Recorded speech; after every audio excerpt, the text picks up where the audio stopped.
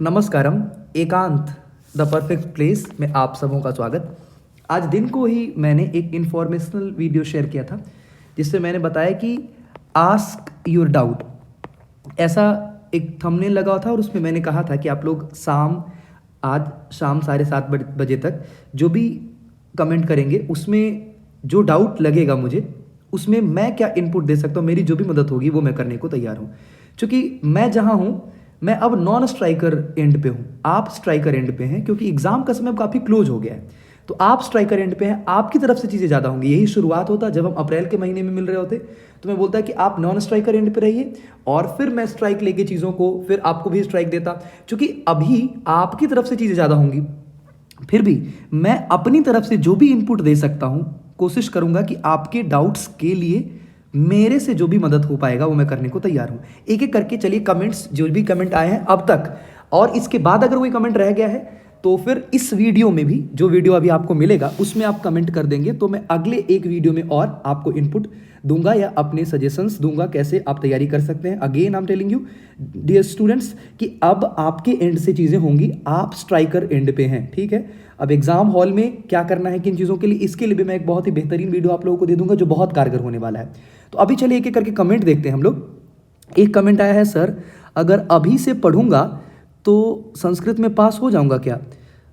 ये मुझे थोड़ा सा नॉन सीरियस कमेंट लग रहा है दोनों एंड से, क्योंकि इसने तैयारी नहीं की है, ये भी एक नॉन सीरियस कमेंट है। अच्छा, कई बार लोग ऐसे ही कुछ भी कमेंट कर देते हैं, ठीक है, कि कमेंट करके देखते हैं क्या रिप्लाई।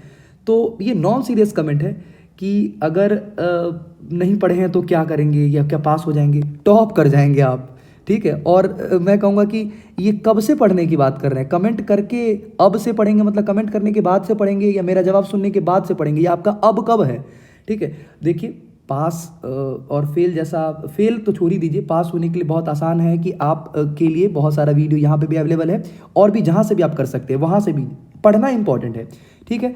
तो ये जो है पैसेज जिससे कि क्वेश्चन पूछा जाता है इसको अप्रोच कर सकते हैं। पठित गद्यांश बुक वाला क्वेश्चन भी, क्वेश्चन आंसर याद नहीं करना है, बस पैसेज बनाने का तरीका। तो मैं कहूँगा प्रैक्टिस सेट कम से कम 5 या 7 जो भी प्रैक्टिस सेट करवाया है मैंने, एक बार देख लीजिए, ये टेंशन तो नहीं होगा। और ऐसे ही अगर आपने मस्ती मजाक में ये कमेंट कर दिया है फिर भी शुक्रिया, लेकिन पढ़ लीजिए, ठीक है। और अगर सही में तैयारी नहीं है तो पास एकदम अच्छे मतलब पास छोड़िए 60-70 नंबर आपका आ सकता है। बस सारी वीडियोस एक बार आप अच्छे से देख लीजिए और अगेन टेक स्ट्राइक, मतलब आप ना स्ट्राइक लीजिए और अच्छे से एक्सेलरेट करिए, मतलब चीज़ों को मैक्सिमम करने की कोशिश करिए। ये अनुवाद देखिए, अगला है अनुवाद, शायद अनुवाद का डाउट पूछना चाहते हैं ये, तो अनुवाद के लिए वीडियो अवेलेबल है। अनुवाद चूँकि एक लंबी चीज़ है, इसमें ट्रिक्स जैसा चीज। अच्छा, कई बार ऐसा होता है दोस्तों कि जो भी अनुवाद हो गया या फिर घटनाक्रम हो गया, खास करके ये दोनों टॉपिक जो आप अभी देख रहे हैं ये ऐसे टॉपिक हैं कि इसमें हम अगर बात करें अनुवाद और घटनाक्रम की बात करें तो इसमें ट्रिक्स जैसी चीज़ें काम नहीं करती। अब हो सकता है कुछ लोग ट्रिक्स की बात करें, लेकिन घटनाक्रम में कहानी की घटना कहानी तो पता होना चाहिए ना आपको। तो इससे रिलेटेड मैं चैप्टर आपको बता चुका हूँ कि हाँ, जैसे सौहार्द प्रकृति शोभा चैप्टर 7 या नए बुक में चैप्टर 6, ये बहुत इंपॉर्टेंट है, इससे क्वेश्चन, तो आप एक बार चैप्टर देख लेंगे, ये इनपुट मैं दे सकता हूं। फिर मैं बोलूंगा कि हाँ चैप्टर 5 से क्वेश्चन पूछा जा सकता है, चैप्टर 4 बहुत इंपॉर्टेंट है, फिर मैं कहूंगा चैप्टर 8 इंपॉर्टेंट है, और चैप्टर 1 से तो पूछा ही नहीं जाएगा क्योंकि सूची पर्यटन पूरा श्लोक ही है, तो घटनाक्रम से तो क्वेश्चन रहेगा नहीं, ठीक है। तो ये कहना है मेरा। इसमें मैं यही कहूंगा कि आप अपने एंड से, और घटनाक्रम के वीडियोस कुछ चैप्टर वाइज मैं आपको दे दूंगा ताकि आप के ये डाउट भी क्लियर हो जाए आपके। अनुवाद के लिए कुछ क्वेश्चंस और मैं करवा देता हूं। और क्या, अच्छा एक यहाँ पे है, सर एप्लीकेशन का कोई ट्रिक है? नहीं, एप्लीकेशन, अब देखिए अगेन एप्लीकेशन के ट्रिक नहीं, एप्लीकेशन का पूरा वीडियो आप अवेलेबल है, उसे देख लीजिए। एप्लीकेशन में फॉर्मेट का ध्यान रखना होता है, ठीक है, कि एप्लीकेशन में फॉर्मेट का ध्यान रखना होता है। कहने का मतलब कि जैसे देखिए ये आप आवेदन पत्र लिखते हैं, ठीक है, आवेदन पत्र जब आप लिखेंगे तो इसमें शुरुआत में क्या होगा, ठीक है, शुरुआत में किन किन चीज़ों को लिखते हैं, फिर पत्र के मध्य भाग में क्या होगा और इसका अंतिम भाग क्या होता है, ठीक है, इसका प्रारंभ कैसे करते हैं, इसके मध्य भाग में क्या लिखा जाता है और इसका अंतिम भाग क्या होता है। और पत्र 2 टाइप के होते हैं, फॉर्मल लेटर और इनफॉर्मल लेटर, ठीक है। तो इसको अगर आप ध्यान रखेंगे तो आप बना पाएंगे। हाँ, फिर आप जैसे जैसे बनाएंगे ना तो आपको पता चलेगा कि सविनय के बाद निवेदनम होता है, अत्र कुशलम अस्ति होता है, फिर लास्ट में लिखने वाले का नाम होता है, शुरू में जिसको हम लिखते हैं उसका नाम होता है। तो ये बनाने से आएगा। ट्रिक, सभी चीज़ों में ट्रिक ठीक है, ट्रिक अवेलेबल हो सकते हैं, लेकिन मुझे लगता है कि खास करके अनुवाद, घटनाक्रम, इन सबको अच्छे से करने की ज़रूरत है। ठीक, अब आगे के कमेंट्स को देख लिए, इसमें से सारे कमेंट देख लिए हमने। अच्छा हाँ, ये रह गया है, ये आपका है, कॉपी कैसे लिखेंगे, 4 नंबर आ रहा है उसके बाद 10 नंबर, तो ये सब इन्फॉर्मेशन दीजिए। इसको मैं दो तरीका से मैं दो जवाब देता हूँ, जिनका भी कमेंट है ये। एक ये मान के कि मुझे लग रहा है शायद ये प्रैक्टिस सेट बना रहे हैं, और एक प्रैक्टिस सेट में इनका 4 नंबर आया है, ठीक है, और दूसरे में 10 नंबर आया है। तो ये तो बहुत ही खस्ता हालत है इनकी, काफ़ी कमज़ोर तैयारी लग रही है। प्रैक्टिस सेट बनाइए, प्रैक्टिस सेट की वीडियो देखिए, अप्रोच करिए कि उसमें प्रैक्टिस सेट में भी अपठित गद्यांश और अपठित गद्यांश है, तो काफ़ी क्वेश्चन आपका इसी से बन जाएगा। एक तरीका मुझे ये लग रहा है कि शायद 4 नंबर और 10 नंबर आ रहा है। अब दूसरा जो मैं समझ पा रहा हूँ, मुझे क्लियर करेंगे जिन्होंने कमेंट किया है इसी वीडियो में। दूसरा मैं समझ रहा हूँ कि शायद ये कहना चाहते हैं कि जैसे देखिए, बाकी लोग भी इसको समझेंगे कि एक कमेंट ये आया है, एक मिनट इसको हटा के फिर से स्टार्ट करते हैं। देखिए, जैसे हम इसको देखें कि मान लीजिए आपके एग्ज़ाम का पेपर है और इसमें आपका क्वेश्चन नंबर 1 है, फिर 2 है, फिर 3 है, फिर 4 है, फिर 5, 6, 7, तो इनके कहने का मतलब है, और ये आपका 8, 9, 10 नंबर क्वेश्चन है, ठीक। तो ये आपका पेपर है और इनको शायद 4 नंबर क्वेश्चन आया, फिर 5 नहीं आया, 6 नहीं आया, फिर उसका 10 नंबर आ रहा है। तो ये कह रहे हैं कि 4 नंबर आ रहा है, फिर उसके बाद 10 नंबर आ रहा है, तो क्या करें? मतलब ये कह रहे हैं, अच्छा इसमें मैं 2 तरीका बताऊंगा। एक, बाकी सब्जेक्ट में क्या बताया जाता है कि अगर जो पहले क्वेश्चन आता है, अगर क्वेश्चन नंबर 4 पहले आता है, क्वेश्चन नंबर 4 पहले आता है, सबसे पहले 4 बनाइए, फिर उसके बाद 10 बनाइए। अगर फिर उसके बाद 32 नंबर क्वेश्चन है, 32 आता है तो वो बनाइए। मतलब बाइफरकेट करके, कोई अरेंज वे बनाने की जरूरत नहीं। लेकिन संस्कृत में मैं कहूंगा कि आप अरेंज वे में ही बनाइए। क्यों कह रहा हूं अरेंज वे बनाइए? क्योंकि इसमें आप देखेंगे कि सारा क्वेश्चन का फॉर्मेटिंग सेम रहे। जैसे मान लीजिए संधि है, संधि क्वेश्चन नंबर 4 है, तो इसका 1, 2, 3, 4 बनाना, तो 4 लाइन छोड़ दीजिए। अगर संधि का नहीं है तो 5वां क्वेश्चन बनाइए। 5 में 3 क्वेश्चन है, 3 छोड़ दीजिए, फिर 6ठा क्वेश्चन बनाइए, फिर 6ठे में 4 छोड़ दीजिए, फिर 7वां बनाइए। तो इसमें बहुत ये नहीं है कि इतने स्पेस में आएगा कि नहीं आएगा। जहां भी स्पेस क्लियर नहीं होता है वहां हम बाइफरकेट करके या चेंज करके बनाते हैं। मैं ये समझकर बता रहा हूं कि अगर आप बोल रहे हैं कि चौथा के बाद अगर 10वां क्वेश्चन हमें आता है, तो क्या हम 4 क्या सीधे 10 बनाएं? आप बनाइए वही, लेकिन सीक्वेंस मेंटेन करिए, ये मैं कहना चाहता हूं, ठीक है। वैसे कटता नहीं है नंबर, आप वैसे करके बना सकते हैं, लेकिन थोड़ा अच्छा रहता है। देखिए, चूंकि जो कॉपी चेक करेंगे उनको आप फायदा देंगे, तो इससे क्या होगा, ये कॉपी है आपकी और कॉपी बहुत ही सुंदर है, अच्छे से आपने लिखा है, ठीक है, आपकी कॉपी बहुत अच्छी है, तो जो भी चेक करेंगे उसका नंबर देंगे अच्छे से। तो इसीलिए आप, और इसमें क्वेश्चन नंबर ऑफ क्वेश्चंस तो पूरा क्लियर है ना कि पत्र इतने दूर में ही आ जाएगा। पत्र का 10 लिखना है, तो 10 लिखने के लिए 10 लाइन छोड़ देना है पत्र का, यहाँ से लेके और यहाँ तक में पत्र आ जाएगा। तो आपको पता है, पत्र अगर अभी नहीं बनाना तो क्वेश्चन नंबर लिख के पत्र का उतना जगह छोड़ के फिर 6ठा बना लीजिए, ठीक है। 6ठा नहीं आ रहा है, 6ठा के लिए 3 लाइन छोड़ के, अगर 3 लाइन में होने वाला है वो आपको दिख जाएगा सारा क्वेश्चन जो है। इसमें स्पेस का प्रॉब्लम नहीं होने वाला है और ना टाइम का प्रॉब्लम होने वाला है संस्कृत में, ठीक है। तो बाकी सब्जेक्ट में आप ऐसा कर सकते हैं, जो क्वेश्चन आए पहले वो बनाइए। दूसरे सब्जेक्ट के लिए भी एसएसटी का है तो पहले 4 बनाइए, फिर 10 बनाइए, कोई दिक्कत नहीं है। सेक्शन अच्छे से लिख लिया करिएगा, ये सब चीज़ ध्यान रखिएगा, ठीक। तो ये 2 चीज़ समझ के मैं कि सेट, अगर मान लीजिए सेट में आपका नंबर कम आ रहा है तो प्रैक्टिस सेट लगा के और ट्रिक्स बाकी चीज़ जितनी है वो देख लीजिए। और अगर क्वेश्चन नंबर लिखने के तरीके में आप बता दीजिएगा, एक बार क्लियर कर दीजिएगा कि क्या था आपका कहने का मतलब। चलिए अब अगले कमेंट की ओर देखते हैं। प्रश्न निर्माण इन डिटेल। देखिए, प्रश्न निर्माण को लेकर के एक और कमेंट यहाँ पे भी है। जैसे देखिए, कह रहा है प्रश्न निर्माण इन डिटेल, और एक कह रहा है सर प्रश्न निर्माण में ट्रिक नहीं, रियल मेथड प्लस ट्रिक से क्वेश्चन। हाँ, मैं बताता हूँ। चलिए देखिए, प्रश्न निर्माण के लिए जो भी लोग बोल रहे हैं, प्रश्न निर्माण में एक चीज़ बहुत इंपॉर्टेंट है, वो ये, जैसे मान लीजिए जो भी प्रश्न निर्माण का शब्द है, जैसे रामः पुस्तकम पठति। अच्छा, अब एक और बना देते हैं, रवि स्वः विद्यालयम आगमिष्यति। रवि स्वः विद्यालयम आगमिष्यति। अब देखिए, क्वेश्चन में जो शब्द रहेगा, मतलब जिसका प्रश्न, उस वो अंडरलाइन क्या रहेगा। जैसे रामः, तो ये करता है, तो इसमें लग जाएगा कह।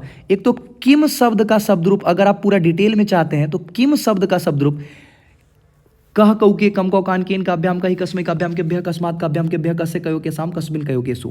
ये शब्द किम के कानी केन काभ्याम कही से वही रूप चलता है, ठीक है। तो शब्द रूप ध्यान रखिएगा, जिस शब्द में लगा हुआ है ना, जैसे राम करता है तो कर्ता में कह, इस किम का पहला कर्ता में क्या हो जाएगा, पुल्लिंग में कह हो जाएगा। अच्छा, पुस्तक वस्तु है तो वस्तु के लिए लग जाएगा, अगर यहाँ लगा होगा, जैसे एक मिनट मैं इस सब से बनाता हूँ, जैसे कह पुस्तकम पठति, इसका एक ये हो सकता है कह पुस्तकम पठति, अगर लगा हुआ है किसमें, अगर लगा हुआ है रामह में, लेकिन अगर लगा हुआ है इसमें, अगर लगा हुआ है पुस्तकम में, तो ये वस्तु है तो हो जाएगा रामह, रामह किम पठति, मतलब जिस शब्द में लगा है राम क्या पढ़ रहा है, ठीक।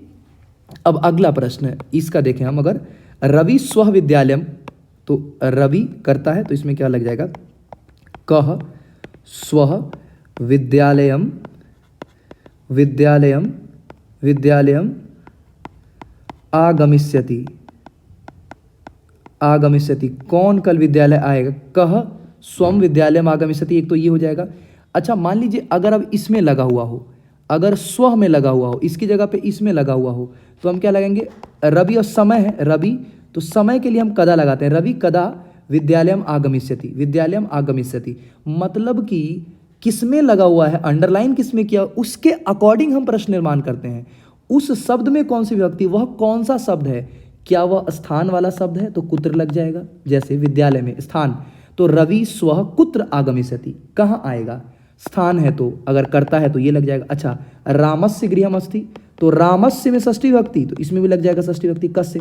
पूरा डिटेल वीडियो भी अवेलेबल है आपके पास, जो भी लोग डिटेल चाह रहे हैं, किम शब्द का शब्द रूप पुल्लिंग, स्त्रीलिंग और नपुंसक लिंग के आधार पे, ठीक है।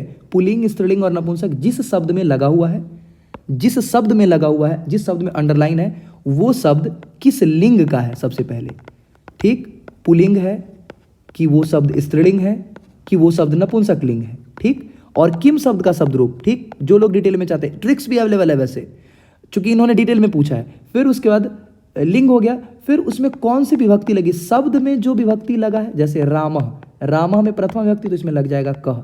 अच्छा, रामस्य में षष्ठी विभक्ति तो इसका हो जाएगा कस्य, इसमें भी कह में भी षष्ठी विभक्ति, मतलब जिस भी शब्द में अंडरलाइन किया है उस शब्द में जो विभक्ति है, जो लिंग है, जो वचन है, वही विभक्ति, वही लिंग कह का किम शब्द रूप का चलेगा और आप बना पाएंगे। ये है डिटेल, ठीक है। तो इस तरीके से आप इसे बना पाएंगे, ज़्यादा डाउट नहीं होगा। अब अगला क्या है आपका, अगला डाउट है सर अनुवाद बनाते वक्त शब्द का संस्कृत कैसे करें, ठीक है। ये क्वेश्चन ये है कि इनको शब्द का अर्थ नहीं आता है। देखिए, मैं ये कहूँगा कि मैं पिछली बार भी कॉपी चेक कर रहा था, तो शब्द को लेके नंबर काटा जाता है, लेकिन प्रायोरिटी ये देखी जाती है कि क्या आप अनुवाद में सह के साथ ती लगाने का नियम समझते हैं कि नहीं, त्वम के साथ सी लगता है, ये नियम जानते हैं कि नहीं। अगर कोई ऐसा शब्द है जो कि जैसे मान लीजिए कि वह मंदिर जाता है, तो मंदिर के बदले मंदिरम भी चलेगा और देवालयम भी चलेगा, तो ऐसे शब्द भी होते हैं। अच्छा, कुछ शब्द ऐसे हैं जिसके संस्कृत आपको नहीं आते हैं, ठीक है। जैसे मान लीजिए कुटिया, कुटिया का संस्कृत आपको नहीं आता है, तो आप उस जगह पे कुटिया भी लिख देते हैं, तो पूरा नंबर नहीं काटा जाता है, आधा नंबर दे दिया जाता है। कहने का मतलब बेनिफिट ऑफ डाउट स्टूडेंट को जाता है, आपको इसका फायदा मिलेगा। तो अभी कितना शब्द आप बटोर पाएंगे, इस टेंशन में नहीं रहना है ज़्यादा, ठीक है। अनुवाद बनाते वक्त शब्द अगर मिसिंग है तो आपके अनुवाद के नियम क्लियर होने चाहिए कि सह के साथ ती लगाते हुए दिक्कत नहीं ना हो रहा है, तो अहम के साथ आमी लगा लेते हैं ना, और ऐसे शब्द आपको मिल जाएंगे जो आते हैं। अगर नहीं आते हैं तो अटेम्प्ट लीजिएगा, क्योंकि नेगेटिव मार्किंग नहीं है और नंबर उसके बहुत ज़्यादा नहीं करते, यानी कि 0 कर दिया जाएगा। तो कॉन्फिडेंस में बनाइए। पत्र के लिए अगेन मैं पत्र के लिए तरीका बता रहा था, ठीक है। तो आप देख लीजिए, अनुवाद इन डिटेल, अनुवाद डिटेल में आपको बताया गया है, लगभग चीज़ें बताई गई हैं, ठीक है। तो आप उसे देख लेंगे, अनुवाद करने की ज़रूरत क्या है, कारक का नियम देख लेंगे, उससे आपका अनुवाद बन जाएगा। अब आगे देखते हैं उचित अर्थ एंड घटनाक्रम। घटनाक्रम के लिए मैं अभी तुरंत बताया हूँ, उचित अर्थ के लिए भी देखिए, ये जो टॉपिक है ना, ये सारे टॉपिक अगर रिलेटेड हैं किसी चीज़ के तो वो है बुक से रिलेटेड, ठीक है। वो बुक से रिलेटेड टॉपिक है ये सब। तो आपको क्या करना है, बुक के जितने चैप्टर हैं, चूँकि ऑब्वियसली ये थोड़ा सा बल्कि या थोड़ा सा हेवी टास्क है, ठीक है, तो बुक को आपको कवर करना ही पड़ेगा। इसमें बुक को देवता मानना होगा आपको और बुक को ही कवर करना होगा, बुक से रिलेटेड चीज़ें ही कर सकते हैं। सर अनुवाद और पत्र, अनुवाद के लिए अगला कमेंट है आपका अनुवाद और पत्र। अनुवाद के लिए मैं बता रहा हूँ लकार धातु रूप पता होना चाहिए, और पत्र के लिए सर पत्र का एक अलग वीडियो बना दीजिए। ठीक है, मैं देखता हूँ पत्र, लगातार पत्र लोग बोल रहे हैं। पत्र के लिए मैं समय निकाल के अगर एक और ज़रूरत की वीडियोस दी जा सकती है तो एक ज़रूरत की और वीडियोस पत्र के मैं बता दूंगा, या फिर इसी में आगे बढ़ते हैं, देखते हैं। सर लाइव प्लीज़, ये लाइव का ही एक दूसरा तरीका है जिसमें कि मैं आपके डाउट ले रहा हूँ। अभी भी अगर आपको कोई डाउट पूछना है तो आप इस वीडियो के नीचे पूछ लीजिएगा, यूपीएससी गेमर ऑफिशियल। ठीक है, नाम भी इस तरीके का होता है कि इसीलिए मैं नाम नहीं भी ले रहा हूँ कि अलग ही नाम रहते हैं इन लोगों के। सर पत्र में सब तरह का पत्र एक वीडियो में लगा के, पत्र वाले खूब डाउट में, सब तरह के पत्र क्या, 2 तरीके के पत्र पूछे जाते हैं। अब मैं थोड़ा सा बताता चलूँ, जैसे देखिए पत्र लगातार डिमांड में है, पत्र से खूब क्वेश्चन पूछे जा रहे हैं। देखिए पत्र जो है, पत्र 2 तरीके के पूछे जाते हैं। देखिए अगर मैं बात करूँ पत्र की, तो अगर मैं बात करूँ पत्र की, तो लेटर जो है ये 2 तरीके का पूछा जाता है। एक है फॉर्मल लेटर जिसको हम कहते हैं औपचारिक पत्र, ठीक है, और एक है अनौपचारिक पत्र। औपचारिक पत्र और अनौपचारिक पत्र, फॉर्मल लेटर और इनफॉर्मल लेटर। फॉर्मल लेटर किसको लिखा जाता है, तो फॉर्मल लेटर लिखा जाता है पदाधिकारियों को, ये लिखा जाता है संबंधी को। ठीक है, ये किसको लिखा जाता है, संबंधी। और संबंध में 3 प्रकार के सामान्यतः संबंध होते हैं। एक जो हमसे बड़े हैं, एक जिनसे हम बड़े हैं मतलब जो हमसे छोटे हैं, और एक जिनसे न हम बड़े हैं न वो बड़े हैं लेकिन बहुत होशियारी करते रहते हैं, बराबरी वाले लोग, खींचातानी जिनसे चलती है, तो बराबरी के लोग जो हमसे बड़े हैं, जिनसे हम बड़े हैं, जो छोटे हैं। अच्छा, इसमें 2 तरीके के लोग हैं, पुल्लिंग और स्त्रीलिंग। ठीक है, तो ये पत्र के कुछ फॉर्मेटिंग है, ताकि जब आप फॉर्मेट बनाएंगे तो पुल्लिंग के साथ शुरुआत में क्या लगेगा और लास्ट में क्या लगेगा, और बीच में तो बातचीत होती रहती है पत्र में। फिर बड़े के साथ कैसा शब्द लगाएंगे, छोटे के साथ कैसा लाएंगे, बराबरी वाले के साथ क्या लाएंगे, इन शब्दों का आपको प्रैक्टिस कर लेना है और कुछ नहीं करना। पदाधिकारी में फॉर्मल लेटर, इसमें पूरा फॉर्मेटिंग रहता है कि इसकी शुरुआत हम ऐसे करेंगे, इसकी शुरुआत सब्जेक्ट लिखना बहुत ज़रूरी है। सब्जेक्ट लिखने के बाद फिर हम इस पर बातचीत करेंगे और फिर पदाधिकारी को कंक्लूड करेंगे। तो इस तरीके से हम पत्र लिखते हैं। तो ये औपचारिक पत्र, अनौपचारिक पत्र, प्रधानमंत्री को पत्र लिख रहे हैं, नगर विकास मंत्री को पत्र लिख रहे हैं, जिला न्यायाधीश को लिख रहे हैं, डिस्ट्रिक्ट मजिस्ट्रेट को लिख रहे हैं, ब्लॉक डेवलपमेंट ऑफिसर को लिख रहे हैं, इधर माता को पत्र लिख रहे हैं, भाई को लिख रहे हैं, पिता को लिख रहे हैं, दादाजी को लिख रहे हैं। तो ये अनौपचारिक पत्र है, इसके फॉर्मेट ध्यान रखने ज़रूरी है। और पत्र के फॉर्मेट के साथ 1-2 पत्र देख लीजिएगा तो आपको उसके पेयर वर्ड मिल जाएंगे कि सविनय निवेदनम अस्ति। अब सविनय के बाद निवेदनम होगा, ठीक है। अत्र अहम कुशलम अस्ति, यहाँ मैं कुशल से हूँ। तो ये सब आपको समझ में आने लगेगा, ठीक है। तो इसके लिए प्रैक्टिस करना जरूरी है। होपफुली आप समझ रहे हैं इसे। सर पत्र का एक अलग वीडियो, ठीक है। सर पत्र में बता दिया मैंने 2 तरीके के पत्र, औपचारिक और अनौपचारिक। आप ही का जवाब दे रहा था मैं। सर प्लीज चित्र के लिए 5 सेंटेंस, ठीक है। चित्र वर्णन के लिए आप बोल रहे हैं, तो चित्र वर्णन के लिए अगर मैं बात करूं, ये मैं लगातार हर प्रैक्टिस सेट में वैसे बता रहा हूं। चित्र वर्णन की अगर मैं बात करूं कि चित्र वर्णन से किस तरीके के क्वेश्चन पूछे जाते हैं, तो चित्र वर्णन में तो सबसे पहले आपको एक चित्र दिया रहेगा, ठीक है, और उसका वर्णन करना होगा, विश्लेषण नहीं करना होगा। वर्णन करने में जो दिखता है ना, बस वही तो चित्र वर्णनम। मतलब सबसे पहले इसको मैं 3 स्टेप में मैं बताता हूं कि सबसे पहला काम करना है कि चित्र को देखिए, चित्र को देखो, ठीक। पहला काम चित्र को देखो, और उसके बाद चित्र को जब आपने देख लिया, चित्र को देखने के बाद उसमें से पहचान लीजिए या छांट लीजिए, पहचान लीजिए या छांट लीजिए ऐसे शब्द और ऐसी वस्तु, ऐसे शब्द। मंजूषा बॉक्स दिया रहता है ना, 5 वाक्य बनाना होता है, तो ऐसे शब्द छांट लीजिए जो बॉक्स में दिया रहता है। 5 शब्द ऐसे छांट लीजिए जिनका अर्थ आपको पता है, और ऐसी वस्तु छांट लीजिए जिनको आप पहचान पा रहे हैं। अब इन्हीं से आपको वाक्य बनाना है। तो इनसे वाक्य क्या बनाना है, तो पहला वाक्य जो होगा आपका, पहला वाक्य होगा वो इसमें 3 फॉर्मेट में आप बनाएंगे। इसमें पहला ये होगा कि चित्र किसका है, ठीक है, जो भी पिक्चर दिया हुआ है वो किसका चित्र है। दूसरा ये होगा कि चित्र में क्या क्या है, ठीक है, चित्र में क्या क्या है।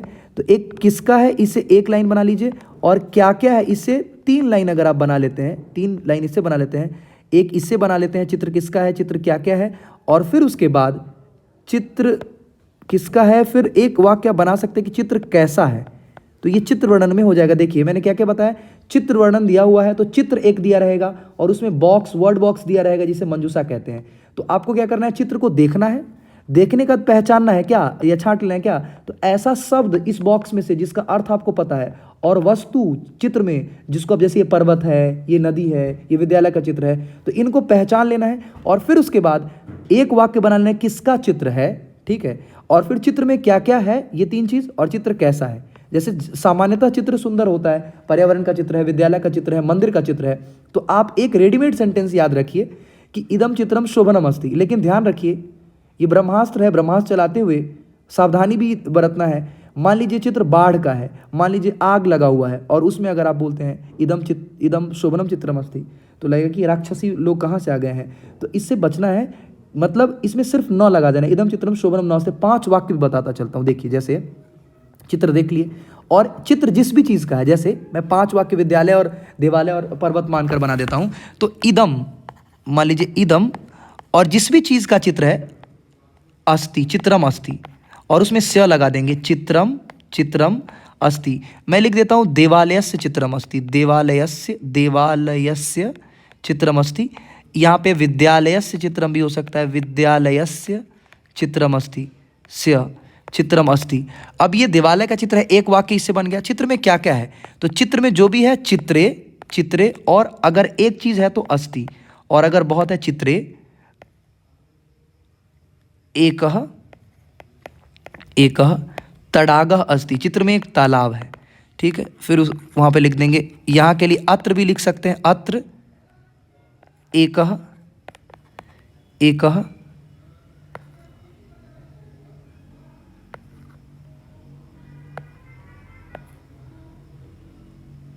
आसनम अस्ति, एक आसन है, ठीक है। या फिर हम लिख सकते हैं अस्मिन् चित्रे, अस्मिन् चित्रे मतलब इस चित्र में, अस्मिन् चित्रे बहुत सारे पेड़ हैं, मान लीजिए वृक्षाः, वृक्षाः सन्ति।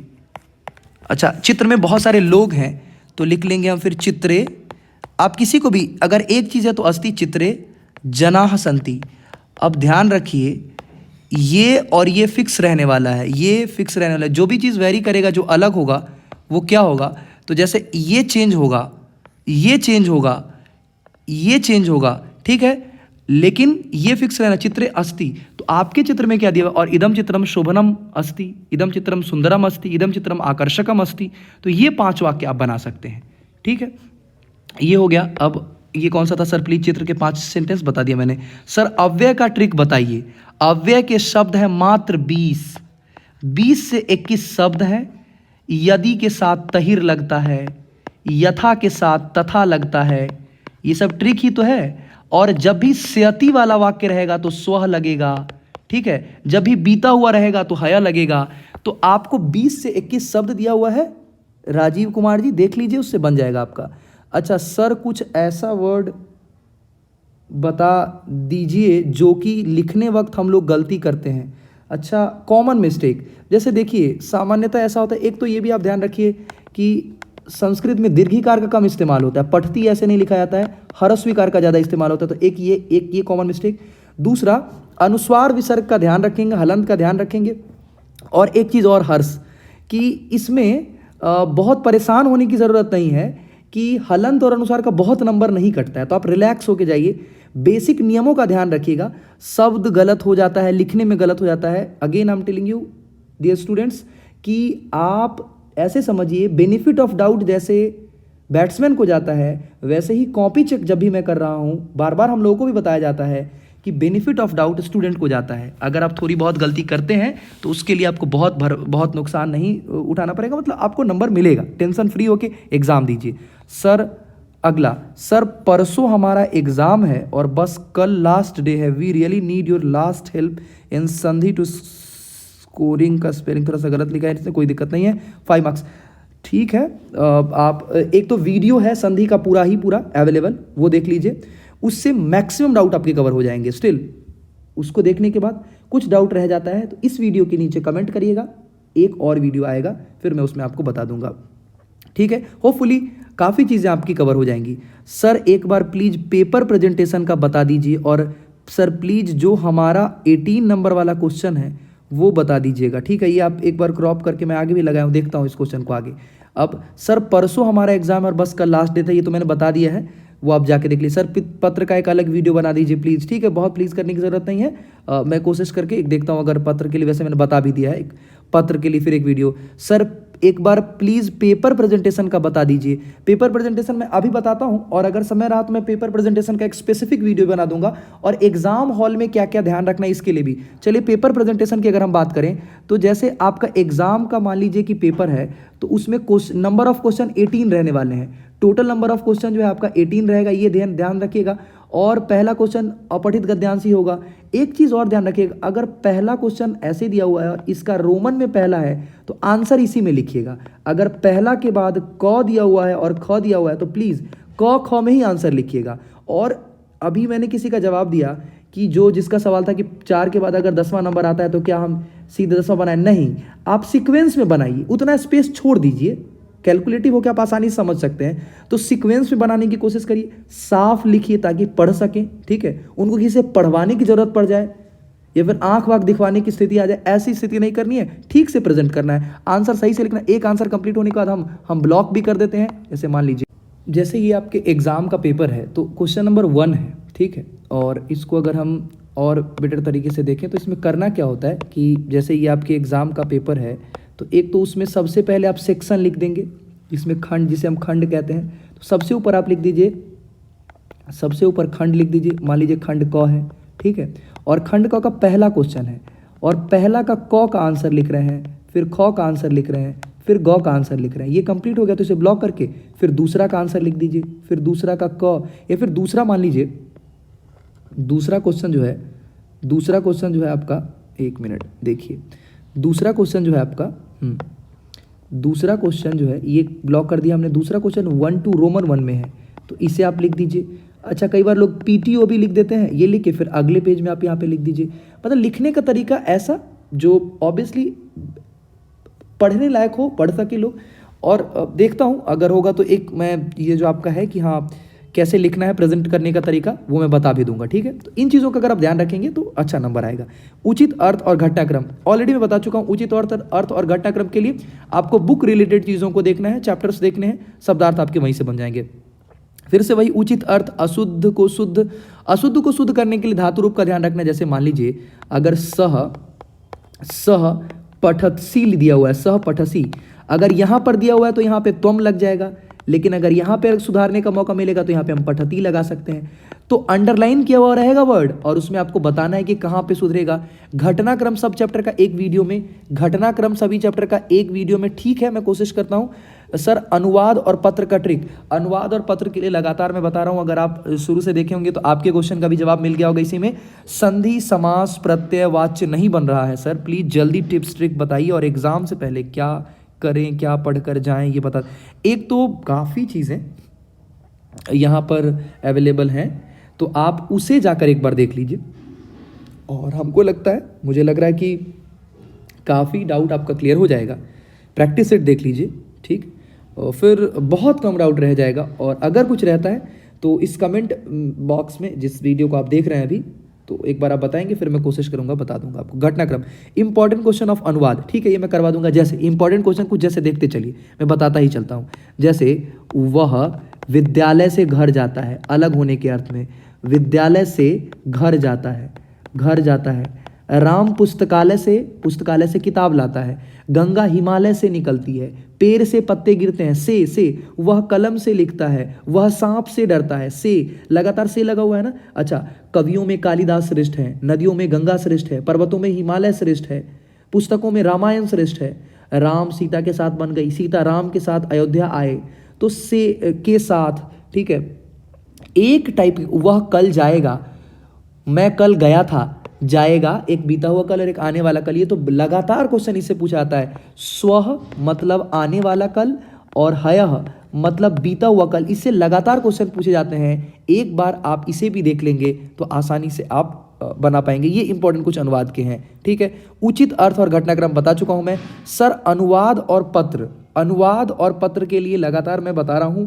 अनुवाद के लिए आपको क्या ध्यान रखना है, सबसे इंपॉर्टेंट अगर कुछ है तो वो है काल, जिसे हम लकार कहते हैं, और काल से, जिसे टेंस कहते हैं, इसी पे अलग अलग वर्ब फॉर्म्स बनता है, जिसे हम कहते हैं धातु रूप, जिसे हम क्या कहते हैं, अलग अलग काल का, अलग अलग लकार का अलग अलग धातु रूप होता है। तो उन धातु रूप को, जैसे पठती, पठता, पठंती, ये लट लकार का चलता है वर्तमान काल का। पठिष्यति, पठिष्यतः, पठिष्यन्ति, स्यति, स्यतः, स्यन्ति, ये लिट लकार का चलता है। और अगर हम बात करें कि अपठत, अपठताम, अपठन, अपठत, अपठताम, ये लंग लकार का चलता है भूतकाल का। और पठतु, पठताम, पठन्तु, ये चलता है कि कौन से लकार का, तो ये चलता है आपके लोट लकार का, आज्ञा लेने और आज्ञा देने। और पठेत, पठेताम, पठेयु जब वाक्य के अंत में लगा होगा चाहिए विधिलिंग लकार का। तो मतलब धातु रूप फिर कारक का नियम जिससे कि शब्द रूप चलता है, इससे आप अनुवाद बना पाएंगे। फिर आपका प्रश्न है कि पत्र, तो पत्र के लिए मैंने बताया है पत्र दो तरीके के हैं, औपचारिक पत्र, अनौपचारिक पत्र, ठीक है। फिर आप उससे आसानी से बना पाएंगे। सर भाषिक कार्यम, अच्छा भाषिक कार्यम में जैसे शब्द दिया रहेगा उसमें आपसे कर्ता पूछेगा। जैसे देखिए वाक्य दे देगा और पूछेगा सह, और वाक्य इन्वर्टेड कॉमा में, सह पुस्तकम, पुस्तकम आनयति, आनयति, अस्मिन वाक्ये कर्तृपदः किम। अब ध्यान रखिए कर्ता सामान्यतः प्रथम होता है पहला, तो यहाँ पे सह कर्ता है। और क्रिया पूछेगा तो क्रिया अंत में होता है, क्रिया अंत में होता है, कर्ता प्रथम होता है और क्रिया अंत में होता है सामान्यतः, ठीक है। विशेषण पूछेगा, विशेषण पूछेगा तो जो संज्ञा या सर्वनाम की विशेषता बताए उसे विशेषण कहते हैं, ठीक है। और विशेषण के साथ विशेष से भी पूछ लेता है जिस आधार पर विशेषता बताई जाए। जैसे मान लीजिए विराट अच्छा खिलाड़ी है, ठीक है, विराट अच्छा खिलाड़ी है, तो अच्छा यहाँ पे विशेषण है और खिलाड़ी जिस आधार पे विशेषता बताई जा रही है वह विशेष्य है। अच्छा मान लीजिए विराट बहुत अच्छा खिलाड़ी है, तो अच्छा को भी और ज़्यादा जोर डाल रहा है, तो जो विशेषण की भी विशेषता बताए बहुत, ये विशेषण को भी और विशेषता बता के बता रहा है कि बहुत, तो इसमें हम इसे प्रविशेषण कहेंगे, प्रविशेषण कहेंगे। जो विशेषण की विशेषता बताए उसे प्रविशेषण, विशेषण जो विशेषता बताए और जिस आधार पर जिस बेस पर विशेषता बताया जाए उसे विशेष्य कहेंगे। आपने विशेष्य पूछा है और विशेष्य ऐसे लिखा जाता है, कोई दिक्कत नहीं है, इसे विशेष्य कहेंगे। ये आप ध्यान रखेंगे। सर ऑल पैसेज का प्लीज प्लीज सर, हाँ हाँ पैसेज से ही रिलेटेड। और आप एक काम और कर लीजिए, मैं सभी में प्रैक्टिस सेट जितना करवाया हूँ ना, आप प्रैक्टिस सेट सभी लोगों से मैं रिक्वेस्ट करता हूँ, सभी लोग प्रैक्टिस सेट जरूर देख लीजिए। प्रैक्टिस सेट अगर आप देख लेंगे तो फिर आपके डाउट बहुत कम हो जाएंगे, या फिर आप मतलब जिस भी कंडीशन में उससे थोड़े बेटर हो जाएंगे। और क्योंकि पत्र लगा मतलब प्रैक्टिस सेट करने के बाद हम अपने आप को जांच पाते हैं, समझ पाते हैं, और अभी प्रैक्टिस सेट लगाना जरूरी है। और again I am telling you my dear students कि अब आप स्ट्राइकर एंड पे हैं, स्ट्राइक लीजिए आप लोग। मैं नॉन स्ट्राइकर पर हूँ, नॉन स्ट्राइकर एंड पे हूँ, ठीक है। मैं अगर आऊँगा भी तो आपको ही स्ट्राइक देने के लिए आऊँगा, क्योंकि आपको अब अच्छी बल्लेबाजी करनी है, खतरनाक रूप से खेलना है, ठीक है। तो ख्याल रखिए और अच्छे से इस वीडियो के अंत में भी आप अपने इसमें भी यही थंबनेल में लगा देता हूँ, आस्क योर डाउट। तो आप अपने डाउट पूछ सकते हैं, जो भी डाउट आपके हैं वो पूछिए। जितने कमेंट्स अब तक आए थे मैंने लिया है, जिनका नहीं ले पाया हूँ मैं उसे माफ़ी मांगता हूँ, क्योंकि समय मैंने दे दिया था, उस कट ऑफ टाइम तक मैंने सारे कमेंट ले लिए हैं। अब अगर आप कुछ पूछना चाहते हैं इस वीडियो के नीचे आप पूछ लीजिए, आपके सवाल के जवाब भी मैं कल दे दूंगा। एग्ज़ाम सेंटर में क्या करना है, एग्ज़ाम स्ट्रेस को बिल्कुल नहीं लेना, इन सारी चीज़ों को लेकर के आंसर कैसे लिखना है, इन्विजिलेटर कैसे होते हैं, हम कैसे अप्रोच करें, इन सभी चीज़ों को लेकर के एक बहुत ही एक्सपीरियंशियल जो मेरा एक्सपीरियंस है एग्ज़ाम लेने का, और ख़ुद एग्ज़ाम कई बार मैंने दिया, ऑब्वियसली 10th 12th तो दिया ही है ना, तो मैं आपके साथ शेयर करूँगा। आप लोग तब तक ख्याल रखिए और स्ट्राइक पर हैं आप लोग, स्ट्राइक अच्छे से लीजिए, अच्छे से तैयारी करिए। एग्ज़ाम के बहुत नज़दीक, बहुत ज़्यादा नज़दीक, इतने नज़दीक कि एक हाथ की पूरी उंगली भी नहीं आ रही है, उतने पास आ गए हम लोग। अच्छे से, खूब अच्छे से, उससे भी खूब अच्छे से, बहुत अच्छे से मन लगाकर पढ़िए, डरने की बिल्कुल ज़रूरत नहीं है। कर हर मैदान फतेह, कर हर मैदान फतेह। जय Hind, thank you everyone, God bless you. मिलते हैं अगली वीडियो में, धन्यवादम।